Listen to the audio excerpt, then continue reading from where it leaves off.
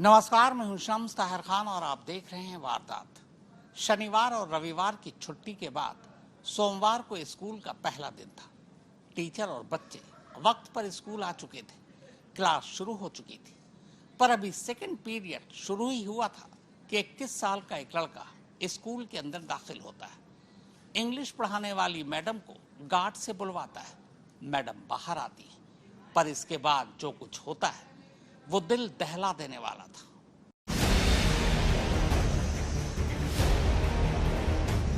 दिल्ली के दरवाजे पर यह दिल्ली मथुरा बाईपास से लगभग 6 किलोमीटर अंदर सिकरोना गांव है और इसी गांव में ये एक प्राइवेट स्कूल है, सरस्वती सीनियर सेकेंडरी स्कूल। 3 अगस्त सोमवार की सुबह करीब 9:15 बजे का वक्त हुआ था। स्कूल में बच्चे आ चुके थे, क्लास शुरू हो चुकी थी।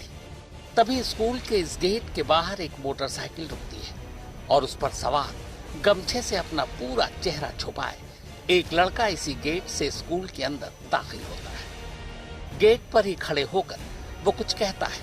असल में कैमरे के उस पार स्कूल की एक महिला गार्ड खड़ी है। ये लड़का उसी से बात कर रहा है। तस्वीर तो दिखाई दे रही, पर जो सुनाई नहीं दे रही वो ये कि लड़का उस महिला गार्ड से कहता है कि वो इसी स्कूल में पढ़ाने वाली इंग्लिश की टीचर संध्या मैडम का पति विक्की है। मैडम को चाबी देने के नाम पर वो महिला गार्ड से मैडम को बाहर बुलाने के लिए कहता है। गार्ड उसका मैसेज लेकर क्लासरूम की तरफ चली जाती है। लेडीज थी यहाँ पे तो उसने एक्चुअली उसने ना बिल्कुल उसी जिस तरीके से मैं बता रहा था कि उसका हस्बैंड भी कई बार आया गमछा वगैरह लेके, तो उसी तरीके से वो भी आया था। उसने नाम भी उसका अपने उसके हस्बैंड का लिया था कि उससे बोलो विक्की आया है। विक्की आया है ये बोल रहा रोज पढ़ता है।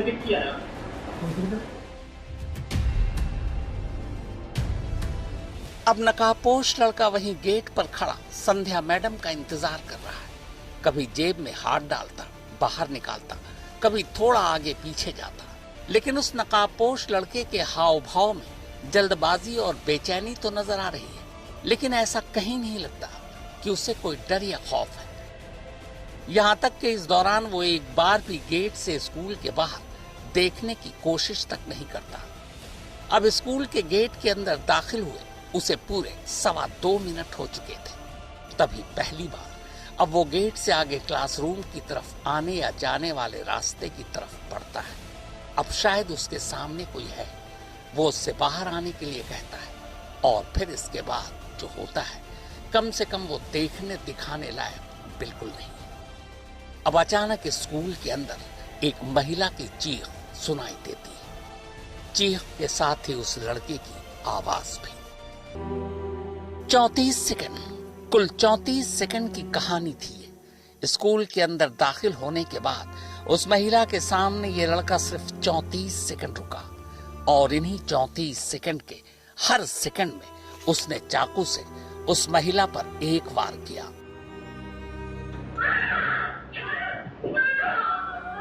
यानी कुल 34 सेकंड और 34 वार। इसके बाद 35वें सेकंड में वो स्कूल के गेट से बाहर निकल जाता है। स्कूल खुला हुआ था, बच्चे और टीचर क्लास में थे, तो ऐसा तो होगा नहीं कि किसी ने महिला की चीख न सुनी हो। उस महिला की चीख खुद उस स्कूल के मालिक और प्रिंसिपल डॉक्टर तेजपाल शर्मा ने भी सुनी। वो भागकर नीचे भी आए, महिला को बचाने की कोशिश भी की, लेकिन हमलावर ने चाकू दिखाकर उन्हें भी डरा दिया। सब कुछ सेकंड में हो रहा था। जब हमलावर को लगा कि उसका काम हो चुका है, वह स्कूल से निकल जाता है। अपने ऑफिस में बैठा था यहाँ पे केबिन में, तो यहाँ से मुझे बाहर से चीखने की आवाज आई एकदम से। लेडीज की आवाज थी, तो ऐसे लगा कोई बच्चे की चीखने की आवाज है। तो मुझे ऐसा एहसास हुआ कि बरसात का मौसम है, कहीं किसी बच्चे को बिजली वगैरह का शॉक वगैरह नहीं लग गया हो। उस वजह से मैं भाग के यहाँ पे बाहर आया था। तो वो बल्कि लेडीज पड़ी हुई थी, वो मुझे दिखाई भी नहीं थी। वो बहुत पतली सी दुबली सी लड़की थी वो, और वो यहाँ पे मुझे जब वो दिखाई दिया कोई चाकुओं से उसे मार रहा था, मैंने उसे डांटने की कोशिश करी, धमकाने की कोशिश करी, उसको रोकने की कोशिश करी। तो वो 2 बार 3 बार मेरी तरफ भी चला चाकू लेके। तो यहाँ पानी की बोतल्स भरी हुई रखी हुई थी, तो फिर मैंने वो उठाने की कोशिश की, लेकिन वो वजन था।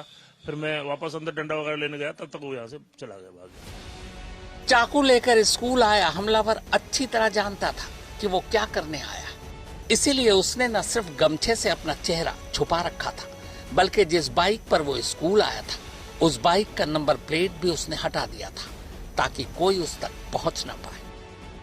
हम उसी स्कूल में खड़े हैं। ये सरस्वती पब्लिक स्कूल है, सीनियर सेकेंडरी स्कूल है, और आप यहाँ गेट के बाहर हैं। मैं सबसे पहले वो जगह दिखाना चाहूँगा जहाँ आप वो ब्लड देख सकते हैं। दरअसल जो आरोपी है वो उसने सबसे पहले यहाँ पहुँचकर, ये संध्या नाम की महिला टीचर थी, उनको ये यहाँ पर बुलाया, और जब वो टीचर यहाँ बाहर आई तब उन पर अचानक से उसने ताबड़तोड़ चाकुओं से हमला कर दिया। जैसे ही ये हमले की वारदात हुई तो उस समय स्कूल के संचालक भी यहाँ पर थे, और उन्होंने जैसे ही उसको रोकने की कोशिश की, जैसा कि उन्होंने बताया, तो जो आरोपी हमलावर था उसने उन पर भी हमला करने की कोशिश की। इसके बाद वो जो हमलावर था वो क्योंकि उसने एक नकाब पहन रखा था, मुंह उसका पूरी तरह से छुपा हुआ था, और एक वो बिना नंबर की बाइक पर यहाँ से सवार होकर फरार हो गया। जी हाँ, 34 सेकंड में जिस महिला पर 34 वार किए गए उसका नाम संध्या था। 26 साल की संध्या इसी स्कूल की इंग्लिश टीचर। और गमछे से जिस लड़के ने अपना चेहरा छुपा रखा था उसका नाम है अमित।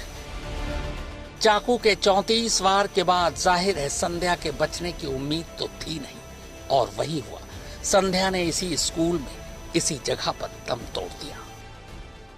संध्या इस दरवाजे से आती है, यहाँ पर विकी मौजूद था। जैसे ही संध्या आई, सीसीटीवी में ये जो सामने आप देख रहे हैं, इस कैमरे में पूरा वाकया कैद हो गया। एकदम से उस शख्स ने हाथ पकड़ा, शायद संध्या पहचान गई, वो पीछे हटने की कोशिश की होगी, लेकिन उस शख्स ने एकदम से हाथ पकड़ा और खींच लिया, और यहीं पर उसने जो चाकू पहले से तैयार रखा था अपने पास, उस चाकू से लगातार वार करता रहा, और यहां पर संध्या गिर गई। जब वो गिर गई तो इसी दौरान जो कॉलेज के प्रिंसिपल हैं वो यहां पर आए। उन्होंने एकदम आगे आकर के बचाने की कोशिश की, लेकिन वो खड़ा हो जाता है, उसके हाथ में चाकू था, वो पीछे की तरफ हटते हैं। यहाँ आप जो पानी की बोतल्स देख रहे हैं, ये बोतल उठा करके वो सोचते हैं कि वो बचाव करें, लेकिन इतनी देर में ही उसने तकरीबन 30 से ज्यादा वार जो है संध्या के ऊपर चाकू से किए, और फिर वो फरार हो गया। संध्या के कत्ल के बाद अमित बिना नंबर प्लेट वाली बाइक से मौके से भाग चुका था, पर पुलिस स्कूल आ चुकी थी। जांच शुरू होती है, पूछताछ होती है, सीसीटीवी कैमरे खंगाले जाते हैं, और आखिरकार करीब 9 घंटे बाद अमित को पुलिस पकड़ लेती है। बाद जब हमने इस चीज़ को अपने इन्वेस्टिगेशन शुरू की, अपने सोर्सेज को एक्टिव किया, तो सीसीटीवी फुटेजेस वगैरह जब चेक की, तब ये चीज़ सामने आई कि एक युवक है जिसके इस तरीके से संपर्क है, और उसका जो हुलिया है उसी से मिल रहा था। और फिर उसे जब गिरफ्तार किया गया, तो गिरफ्तार करने के बाद उसे जो रंजिश का कारण और जो पीछे के जो संबंध थे वो सारे डिस्क्लोज। एक स्कूल के अंदर दिन दहाड़े हुई इस दहला देने वाली वारदात की वजह और पूरी कहानी जाने उससे पहले इसी अमित से जानते हैं कि आखिर उसने संध्या को मारा क्यों। हालांकि अमित को सुनने से पहले इतना याद रखिएगा कि जरूरी नहीं कि वो सब सच बोले, अपने बचाव में वो झूठ भी बोल सकता है। क्या नाम है तुम्हारा? अमित। क्यों मारा उसे? उसका और मेरा रिलेशन था 2 साल से। मतलब वो पहले मेरे साथ गई थी, बीच में उसके हस्बैंड को पता लग गई थी, वो मेरे साथ गई थी, 5-6 दिन रह गई थी, फिर वो घर आ गए। उसके हस्बैंड ने फिर कुछ नहीं किया उससे, फिर वो मारी, कम से कम 3-4 महीने रुक गई, फिर वो मेरे साथ गई, 6-7 दिन रह गई। अब मेरी और उसकी 2 महीने से बात नहीं हुई थी, 1.5-2 महीने से वो गई थी मेरे साथ। वो वहाँ से आने लगी, उसका हस्बैंड कह रहा था, उसके हस्बैंड की कॉल जाने लगी उसके पास कि आ जा तू घर को बैठी। मैंने कही इससे मैं तेरे लिए सब कुछ छोड़ छाड़ के आया। अब आते हैं पूरी कहानी पर। संध्या साल भर पहले ही इस स्कूल में इंग्लिश टीचर बनकर आई थी। इससे पहले वो फरीदाबाद के ही कोटगांव में एक दूसरे स्कूल में पढ़ाती थी। वहीं पढ़ाने के दौरान अमित की संध्या से पहली बार मुलाकात हुई। संध्या की शादी हो चुकी थी, 3 और 5 साल के उसके 2 बच्चे हैं। अमित हमेशा संध्या के पीछे लगा रहता।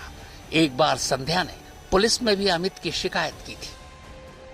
मृतका है वो पहले आरोपी अमित के ही गांव के अंदर एज टीचर काम करती थी, और वहां से वो पहले से उसे जानता था।